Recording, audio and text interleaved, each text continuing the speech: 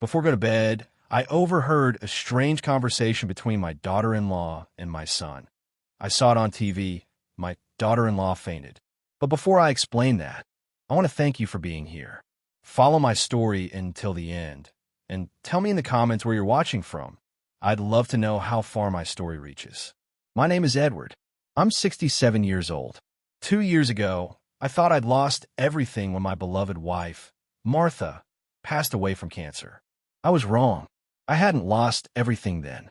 The real loss was yet to come, and it would come from the people I trusted most. It was the night before Thanksgiving. I was walking down the hallway in my slippers, heading to the kitchen for my nightly glass of warm milk. A ritual Martha had started for me. She used to make it with a touch of honey, just the way I liked it. Now I made it myself. It was a small act that kept her memory alive. The house was quiet, except for the low murmur of voices coming from the living room. My son, Leonard, and his wife, Ava, were talking, and it sounded serious. I didn't mean to eavesdrop, but Ava's tone made me stop. After Thanksgiving, he goes straight to the facility, she said coldly. I've already spoken to Sunset Manor. They have an opening next week. My blood ran cold. I pressed myself against the wall, heart pounding so hard I could barely breathe. Are you sure about the timing? Leonard asked softly. He didn't sound opposed, just unsure. What if he asked questions? Ava laughed, but there was no warmth in it. What's he going to do, Leonard? He's completely dependent on us. We've been patient long enough. Your father takes up the entire guest room, and I'm tired of walking on eggshells around him. This house is too small for 3 adults. Leonard hesitated, but he helped us with the down payment. $25,000, Ava cut in smoothly. That was his life savings, and we're grateful. That's exactly why we're not abandoning him on the street. Sunset Manor is a nice place, clean, professional staff. He'll be better off there. I felt like someone had reached into my chest and crushed my heart. $25,000, the money Martha and I had spent a lifetime saving. The money meant for our retirement, for emergencies, for family. I gave it to them willingly when they said they were struggling to buy this house. Then Leonard asked the question that broke me completely. What about the rest of his money? His pension, his social security? Ava's voice turned sweet, almost proud. We'll have power of attorney once he's in the facility. If we can prove he needs full-time care, we can manage everything. His pension alone is $1,800 a month, plus social security, nearly $3,000. That'll help pay off this house. The walls felt like they were closing in. My legs trembled, and I had to hold on to the doorframe to stay upright. My own son and his wife were planning to lock me away and take control of everything I'd worked for. I just feel bad about it sometimes, Leonard murmured. Don't, Ava snapped. Your father had his life. He had his marriage, his career. Now it's our turn. We deserve to enjoy our lives without some old man shuffling around, leaving his pills everywhere, and hogging the bathroom every morning. Old man, that's what I was to them. Not a father. Not the man who worked double shifts to pay for his college. Not the man who walked him down the aisle when his own father had abandoned him at 12. Just an old man taking up space. I stood there in my pajamas and worn slippers, feeling smaller than ever before. The betrayal wasn't just in their words. It was the realization that every smile, every "How was your day, Dad?" had been an act. For 2 years, I've been living in a lie. The papers are already signed, Ava said.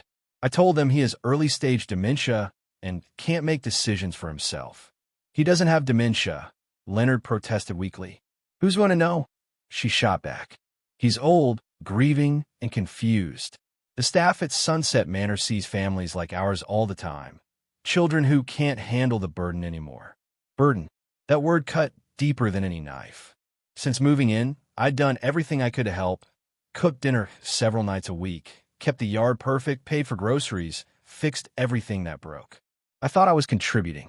I thought I was earning my place. But to Ava, I was nothing more than a problem to get rid of. When do we tell him? Leonard asked. We don't. Ava said firmly. Monday morning, we pack his things, drive him there, and that's it. No drama. No guilt trips. By Monday night, this house will be ours again.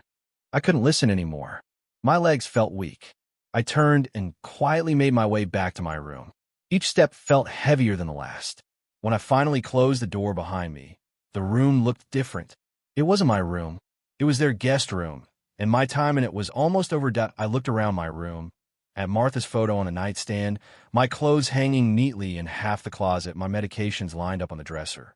2 years of trying to rebuild my life, and now all of it was about to be packed up and shipped off to Sunset Manor. At first, there was only grief, heavy, hollow, suffocating. But as I sat there in the dark, something else began to rise inside me. It started as a flicker, then slowly turned into a steady burn. They thought I was helpless. They thought I'd quietly accept whatever they decided. They couldn't have been more wrong. I didn't survive 43 years in a steel mill by being weak. I didn't raise Leonard alone after his mother's death by giving up when life got hard. And I sure as hell wasn't going to let a manipulative woman and a cowardly son strip me of my dignity without a fight. Leonard and Ava had made one fatal mistake. They assumed I was defenseless. Tomorrow was Thanksgiving, and they had no idea what kind of feast I was preparing for them. I barely slept that night. Every time I closed my eyes, I heard Ava's voice echo in my head. Burden, old man. By 5 a.m., I gave up on sleep. I sat by the window, watching the first light spill over the quiet neighborhood, the one I had helped them move into. This beautiful 2-story colonial, with its wraparound porch and old oak trees, existed because of me. Not just because of the $25,000 I'd given them for the down payment, everything Martha and I had saved, but because of the work I'd put into it. The endless weekends fixing and improving their home. I replaced the plumbing in the upstairs bathroom, rewired the kitchen when faulty wiring sparked, and painted every room except their bedroom. I poured my blood, sweat, and savings into this house, into their comfort, into what I believed was our family's home. And now, they were planning to throw me away like trash. My anger hardened, taking shape, no longer wild but focused. I thought about Leonard, about the boy he once was. When his mother died of cancer, he was 16. I was 34, working double shifts at the mill, suddenly a single father trying to raise a grieving son. Dinner was tense. They kept stealing glances at each other, trying too hard to act natural. Ava kept the conversation shallow. Weather, Leonard's work, anything but the future. Normally, she'd be talking nonstop about Black Friday shopping. Today, not a word. "This is delicious, Dad," Leonard said, cutting into the turkey. "You really outdid yourself." "I wanted everything to be perfect," I said calmly. "After all, this might be our last family dinner for a while." They both froze. Ava's fork stopped midair. Leonard's chewing slowed to nothing. "What do you mean?" Ava asked, voice tight. I shrugged. "Oh, just that the holidays get busy. People drift apart without even noticing." "That's not going to happen to us," Leonard said quickly. "We're family. We stick together." The irony nearly made me laugh. But I kept my tone steady. "Of course," I said softly. "Family is everything." After dinner, we moved to the living room for coffee and pumpkin pie. Martha's recipe, again. This was it, I thought. The moment I've been building toward. I sat back with my coffee. "I've been thinking a lot lately about memories," I said, "about the importance of preserving the truth." Ava and Leonard exchanged a nervous glance. "The truth," Ava repeated. "Yes," I said, picking up the remote. "Because sometimes people remember things differently than they actually happened. That's why I've started keeping better records of important conversations." Leonard's face drained of color. "Dad, what are you talking about?" I smiled faintly. "I think it's better if I just show you." I clicked the remote. The TV came to life, the screen showing my laptop desktop. A folder appeared, labeled in bold letters, "Evidence." "What is this?" Ava demanded, her voice already trembling. "This," I said evenly, "is the truth about our family." I clicked on the first file. Through the television speakers, their voices filled the room, clear, sharp, and undeniable. "After Thanksgiving, he goes straight to the facility. I've already spoken to Sunset Manor. They have an opening next week." Leonard's coffee cup slipped from his hands and shattered on the hardwood floor. Ava's face drained of color as she heard her own voice discussing my behavioral issues and how they planned to drug me into compliance. "Turn it off," she whispered. "Oh," We're just getting started, I said, clicking to the next file. This time, the TV displayed screenshots of their text messages, large enough for every word to burn into their eyes. Ava's chats with her sister about getting rid of the old man.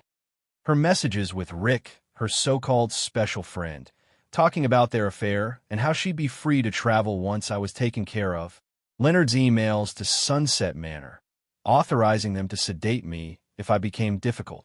You can't do this, Ava said weakly, swaying in her seat. Actually, I replied, calm as ever, I can. Every bit of this is legal. These recordings were made in my own home about my own life. I have every right to document threats against my well-being. I clicked again. The next file showed their bank statements, the proof of how they'd spent my $25,000 down payment on luxury getaways, a new BMW, and golf club memberships. Leonard tried to speak, his voice trembling. Dad, please.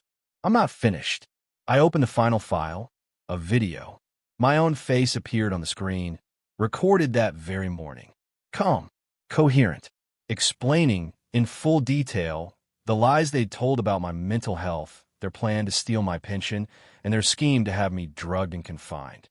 This video, my recorded self said, along with all the evidence, has been sent to my lawyer, the police, and the state attorney general's office for an elder abuse investigation. That was the breaking point. Ava let out a strangled cry and collapsed to the floor in a faint. Leonard scrambled to catch her, but failed, kneeling beside her like a child caught in the act. I looked at them, him desperate, her lifeless on the floor, and felt nothing but cold satisfaction. The funny thing is, I said quietly, I was going to go along with whatever you decided. I thought maybe you knew what was best for me. Leonard looked up, eyes full of tears. Dad, I'm sorry. We can fix this. I shook my head. No, son. Some things can't be fixed, but they can be paid for. As Ava began to stir, moaning softly, I turned and started walking toward my room. I have phone calls to make, I said over my shoulder. The real Thanksgiving feast is just beginning. The silence that followed was suffocating. Ava lay on the living room floor, her perfect outfit ruined, coffee stains spreading across her cream sweater. Leonard knelt beside her, pressing a damp cloth to her forehead. She was awake now, but barely coherent, whispering about lawyers and mistakes. I stood by the television, remote still in hand. For the first time in months, I felt completely in control. Help me get her to the couch, Leonard said. I didn't move. She'll be fine, I replied. Shock fades. Trust me, I know. Ava's eyes finally focused on me, burning with hatred and fear. You have no right, she hissed. Those were my conversations you were having, I said evenly. About my life, about stealing my money. I'd say I have every right. It's not your house, she snapped. Your name isn't on the deed. I smiled, a real, genuine smile. Actually, Ava, that's where you're wrong. Leonard frowned. What do you mean? When I gave you that $25,000 down payment, I said, I didn't just hand you the cash. I went to the closing with you. I signed the paperwork too. I insisted on being added to the deed, proportional to my contribution. Leonard's face went pale as realization hit him. But the lawyer said exactly what I asked him to. I cut in. He told you what you wanted to hear. But the documents tell a different story. I own 37% of this house. You can't sell it without my permission. And you sure as hell can't kick me out. Ava staggered to her feet, disbelief twisting her face. That's impossible. Not if you'd read the documents instead of signing wherever Leonard pointed, I said. You were too busy dreaming about spending my money. I walked over to Leonard's office and returned with a folder, copies of the closing documents, my ownership percentage highlighted in yellow. I laid them on the coffee table. 37%, I said. And since you've been using my pension money to pay the mortgage for 2 years, my share has grown. My lawyer estimates it's now about 42. Leonard stared at the papers like they were written in fire. But why didn't you tell us? Because I trusted you, I said simply. I thought we were family. Ava straightened, venom returning to her voice. You're a manipulative old man. You tricked us. I protected myself, I replied. Something I learned after 43 years in a steel mill. Never let people take advantage of your hard work. She lunged toward the TV, trying to grab the remote. Turn that off. Delete everything. I lifted it out of reach easily. It's too late, Ava. Everything's been uploaded to the cloud and sent to multiple people. Even if you destroyed this TV, the evidence still exists. Leonard sank back, flipping through the papers, his hands shaking. Dad, this changes everything. We didn't know. It changes nothing, I said firmly. You still lied. You still plotted. You still betrayed me. Ava started pacing again, trembling with fury. Crimes? Don't be ridiculous. We were trying to help you. By lying to doctors? By planning to have me drugged? That's not care, Ava. That's elder abuse. And it's a felony. The word hit them both like a hammer. Leonard's face went gray. Ava stopped moving. Leonard spoke first, barely audible. What do you want? I looked at them for a long moment. I want my dignity back, I said finally. My independence. And both of you out of my life. Ava's voice rose again. You can't kick us out. Even if you own part of it, we own more. True, I said, but I can make your lives miserable. I can block any sale, any refinance. I can invite anyone I want into my home. I can make this house unlivable for both of you. I paused, letting the weight of that sink in. Or, I said, we can make it simple. Leonard looked up, desperate. Simple how? I'll sell you my share, I said, at fair market value, based on a professional appraisal. You can buy me out, and I'll disappear from your lives forever, I said evenly. Ava's eyes narrowed. How much? I'd already anticipated that question. The house is worth about $380,000. My 42% share comes to $159,600. Leonard's face twisted. We don't have that kind of money. Then you'll need to get a loan, I replied calmly, or sell the house and split the proceeds. Either way, you'll have your freedom, and I'll have mine. This is extortion, Ava hissed. No, I said, meeting her glare. This is business. You try to use my pension and Social Security to fund your lifestyle. I'm simply asking for what's mine. Everyone wins. Ava's composure began to crack. What about the nursing home? We've already paid the deposit. That's your problem, I said sharply. You should have asked me before making decisions about my life. Leonard sat quietly, staring at his hands. When he finally spoke, his voice trembled. Dad, I'm sorry. I know it doesn't fix anything, but I need you to know that I'm ashamed of what we planned. Are you? I asked. Or are you just sorry you got caught? He looked up, tears filling his eyes. I'm sorry for all of it. For letting Ava convince me this was right. For betraying you. For forgetting everything you taught me about integrity and family. For a moment, I almost softened. This was my son, the boy I'd raised, the man I'd sacrificed for. But then I remembered his voice on that recording, coldly agreeing to have me drugged. I appreciate the apology, I said finally. But it doesn't change anything. Trust, once broken, can't be repaired with words. Ava broke her silence, her tone icy. Fine, we'll buy you out, but it'll take time to arrange financing. You have 30 days, I replied. After that, I start charging rent for my bedroom, and I'll be inviting friends over regularly. Remember, this is my home too. 30 days isn't enough, Leonard protested. It's more than you were planning to give me, I reminded him. Monday morning, remember? Pack his things and drive him to Sunset Manor. He flinched at hearing his own words. I've already spoken to a lawyer, I continued. Everything's documented and legal. Try to force me out again, and I'll file charges, elder abuse, financial exploitation, conspiracy to commit fraud. Authorities take that very seriously now. Ava looked at me differently then, a spark of fear in her eyes. You planned all this. I protected myself, I said. Something you should have expected from a man who survived 67 years in this world. The late afternoon sun cast long shadows across the room. Thanksgiving evening should have been peaceful. Instead, it felt like the aftermath of a war. I'll be in my room, I said, standing. You might want to start calling banks. The clock is ticking. As I walked away, Ava called out, You'll regret this, Edward. Family is all you have left. I turned back. No, Ava. Family is what I thought I had. What I actually had were two people using me until I was no longer useful. The difference is, I finally learned to tell. When I closed my door, her voice rose behind me, sharp and venomous, scolding Leonard for his weakness. Their perfect marriage was already cracking. Good. Let them destroy each other. I had my own future to build. The next 3 weeks passed in a cold silence. Leonard and Ava drifted through the house like ghosts, avoiding me, whispering in corners, making frantic calls to banks and loan officers. Meanwhile, I'd never been more productive. I opened a new bank account, redirected my pension and Social Security, packed Martha's old belongings, and even bought myself a reliable Honda. But most importantly, I called Frank, my old friend from Mill. "Eddie," he said, his voice lighting up, "I was just thinking about you. How's life with the kids?" "Complicated," I admitted. "Actually, that's why I'm calling.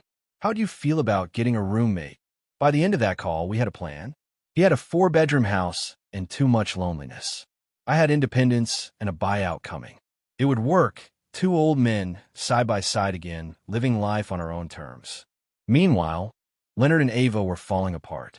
Without my money propping them up, they were barely staying afloat. Leonard's salary couldn't cover their debts, and Ava had never held a steady job. The luxury they'd built on my back was crumbling fast. Then, 26 days after Thanksgiving, Leonard knocked on my door. "Dad, can we talk?" He looked exhausted, unshaven, hollow-eyed, defeated. "We can't get the loan," he said quietly. "Every bank turned us down. We even called real estate agents, but after paying off the mortgage and fees, there wouldn't be enough left to pay your share." "I see," I said. "And what does Ava think?" Leonard's face darkened. "She wants to fight you in court. Try to claim you signed everything under duress." "And what do you think?" I asked. He looked at me, eyes full of regret. "I think I've already lost my father. Fighting you won't bring him back." For the first time in months, I felt a flicker of the old affection for my son, but it was quickly tempered by memory. "What are you proposing?" I asked. "I don't know," he admitted. "I was hoping you might." I studied him carefully. There was remorse, yes, but also desperation. "I might have a solution," I said finally. "But you're not going to like it." Hope flickered in his eyes. "What is it?" "Ava has to go." His expression crumbled. "Dad, I can't just." "She's the problem, Leonard. She always has been. You were a good man before her. You could be again. She's my wife. She's a woman who convinced you to betray your own father," I said flatly. "And she's been cheating on you with a man named Rick while planning to use my pension to fund her affair." Leonard's face went pale. "What?" "I have her messages," I said, showing him the screenshots.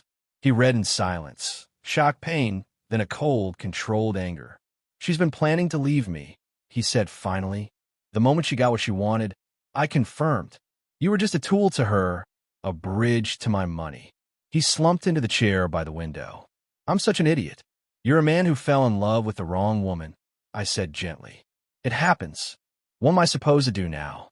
"You divorce her," I said simply. "File for adultery. Use those texts. Then you and I make a new deal." Leonard frowned. "What kind of deal?" "I'll forgive the debt in exchange for full ownership of the house," I said. "You can stay here while you get back on your feet. But this house becomes mine. No more pretending we're equals while I pay the bills." He hesitated. "And then what?" "Then you decide what kind of man you want to be, one who rebuilds or one who schemes." He nodded slowly. "She'll fight the divorce." "Let her," I said. "She has no income, no assets, and a trail of infidelity and financial abuse behind her. She'll crumble." Just then, the front door slammed. Ava's voice echoed from downstairs. "Leonard, where are you?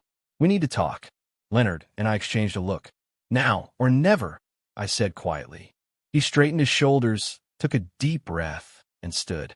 As we walked downstairs together, for the first time in months, I felt something close to pride. Not love. That would take time, but respect. Ava was in the kitchen, surrounded by expensive shopping bags. When she saw us, her eyes narrowed. "What's going on?" she asked, her tone already defensive. Leonard walked over to the counter and picked up his laptop. "I need to show you something, Ava." Her eyes darted between us. "Leonard, what are you doing?" But she was already backing away, because deep down, she knew the game was over. "I'm showing you some text messages," Leonard said, opening the laptop and turning it toward her. "Messages between you and Rick, about your plans for after you got control of Dad's money." Ava's face went through the same colors I'd seen on Leonard earlier. Shock, denial, fear, and finally, cold calculation. "Those are fake," she said quickly. "He's manipulating you, Leonard. Can't you see what he's doing?" "Are they fake?" Leonard asked quietly. "Are the messages about leaving me once you got what you wanted fake? Are the travel plans with Rick fake?" Ava's eyes darted between us. She realized her usual charm and excuses weren't going to work this time. When she spoke again, her tone was different, harder, stripped of pretense. "Fine," she said. "Yes, I was planning to leave. But can you blame me? Look at this life, Leonard. Look at what we've become. Struggling to pay bills, taking care of your decrepit father, trapped in this boring suburban nightmare." "So your solution," Leonard said quietly, "was to steal from him and run off with someone else?" "I decided to take what we deserved," Ava shot back. "To start over somewhere better with someone who actually has ambition." Leonard nodded slowly, as if her confession only confirmed what he'd already suspected but hadn't wanted to admit. "I want you out," he said simply. "You can't kick me out. I'm your wife. Not for much longer." His voice was steady now, calm and resolved. "I'm filing for divorce tomorrow. Adultery and financial abuse. Dad has evidence of everything." For the first time since I'd known her, Ava looked genuinely afraid. "Leonard, please," she begged. "We can work this out. I'll end things with Rick. We can go to counseling." "It's too late for that," he said quietly. "You'll have nothing without me," she snapped. "You'll lose the house, your credit will be ruined, and you'll be stuck taking care of your father until he dies." Leonard looked at her for a long moment, then turned to me. "Maybe," he said, "but at least I'll be able to look at myself in the mirror." Ava's desperation hardened into rage. "You're both pathetic," she spat. "A weak, spineless man and a manipulative old fool. You deserve each other." She stormed upstairs, slamming doors and shoving drawers as she packed. Leonard and I stood in silence, listening to the chaos. "How do you feel?" I asked finally. Terrified, he admitted, but also relieved, like I can finally breathe again. Within 2 hours, Ava was gone. 3 suitcases, a string of threats, and about $15,000 in credit card debt left behind. That evening, Leonard and I sat in the same living room where this whole nightmare had begun a month earlier. The air between us was different now, not warm but honest. "I'm sorry, Dad," Leonard said quietly. "I know I keep saying it, but I need you to know I mean it." "I know you do," I said. "The question is, what are you going to do about it?" "Whatever it takes," he said. "However long it takes." I nodded. "We'll see." It wasn't forgiveness. Not yet, but it was a start. 6 months later, I was sitting on Frank's back porch, watching the sunset paint the sky in colors that reminded me of the ones Martha and I used to watch together. The peace I felt wasn't the tired acceptance of someone who'd given up. It was the quiet satisfaction of someone who'd fought for his dignity and won. Frank came out of the kitchen carrying 2 beers and his famous grilled cheese sandwiches. At 71, he moved slower than he used to, but retirement had treated him kindly. We'd fallen into an easy rhythm, 2 old friends who didn't need to fill the silence with words. "Any word from Leonard today?" he asked, settling into his chair. "He called this morning," I said, accepting the beer. "The divorce was finalized yesterday." "How's he holding up?" "Better than I expected," I said. Ava tried to fight for half the house, but once her lawyer saw the evidence, the adultery, the financial abuse, she folded fast. She walked away with nothing but her belongings and her debt. Frank chuckled. "Karma's got a sense of humor." Sometimes I agreed. Leonard's been working 2 jobs to pay off the credit cards she left behind. It's hard work, but he says it feels good to earn his way honestly again. And it showed. Without Ava's shadow, Leonard had started to look like himself again, the man I'd once been proud to call my son. He managed a hardware store by day, did bookkeeping in the evenings, and sent me $500 a month, bit by bit, trying to repay what they'd taken. I didn't need the money, but I understood what it meant. Some debts aren't about dollars. Frank took a sip of his beer. "You know what I heard today?" Mrs. Patterson said Ava's been calling people around the neighborhood, claiming you and Leonard conspired against her. "What did Mrs. Patterson say?" I asked. "She told Ava that anyone who tries to put a good man in a nursing home against his will deserves what she gets." Frank grinned. Apparently, That didn't sit well. I wasn't surprised. Ava would never stop painting herself as the victim. Last I'd heard, she was living with her sister after Rick dumped her. Something about realizing she came with baggage and no money. My phone buzzed with a message from Leonard. Having dinner with Sarah tomorrow night. Thought you should know. Sarah, the nurse from the clinic where Leonard had been getting counseling. A widow with 2 teenagers. Kind, steady, and grounded. Everything Ava wasn't. Good news? Frank asked, noticing my smile. Leonard's got a date tomorrow. With Sarah. I think this one's different. You sound hopeful. I am, I said. For the first time in years, I think my son might actually be happy. Really happy. Frank nodded. And you? Are you happy? I thought about it for a long moment. The betrayal, the confrontation, the slow rebuilding of my life. Yes, I said finally. I think I am. And I was. Living with Frank had given me something I hadn't realized I'd lost. Independence. We shared expenses, meals, and quiet companionship, but neither of us owed the other anything. I wasn't anyone's burden anymore.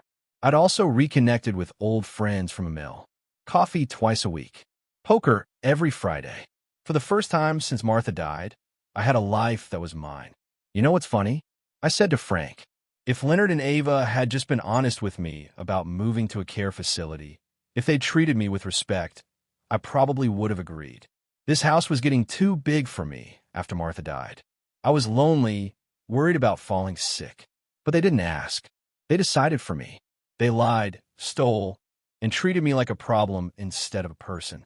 Frank nodded slowly. My daughter tried the same after Helen died. I told her I'd consider it when I was ready, not before. Having you here showed her there are better ways to grow old. Good, I said. Everyone deserves that choice. As the sun dipped behind the trees, I thought of Martha. She'd have been horrified by what Leonard and Ava did, but proud of how I handled it. She was always the strong one, and in fighting for myself, I'd finally learned to carry some of that strength. Edward, Frank said quietly, I'm glad you're here. I'm glad I'm here too, I said, and meant it. Just then my phone rang. Leonard.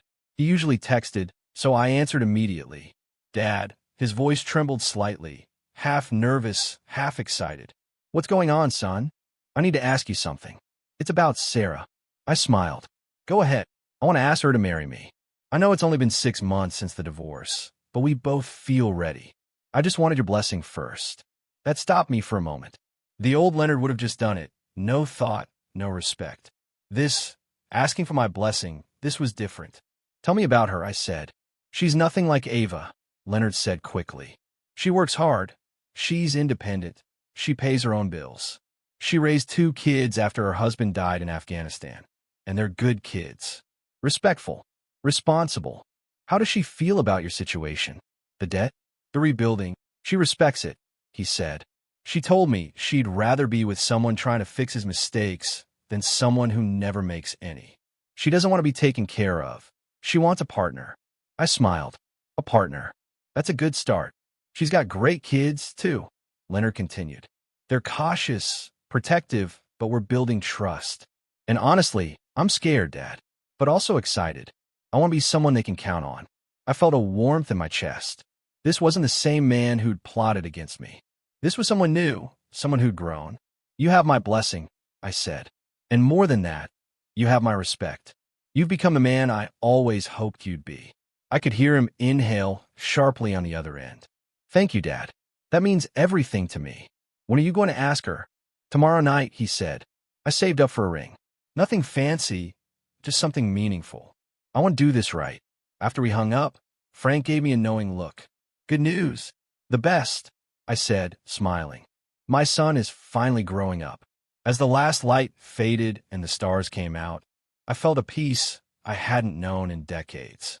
My family had broken apart and rebuilt itself into something stronger. Honest, imperfect, but real. It wasn't the ending I'd expected when I overheard that conversation on Thanksgiving night. It was better, because sometimes when you stop trying to be what others want you to be, you finally discover who you really are. And if you're lucky, the people who matter most discover it too. The old Edward, the one who sacrificed his dignity for the illusion of family, was gone. In his place stood a man who knew his worth, and that man was finally truly free.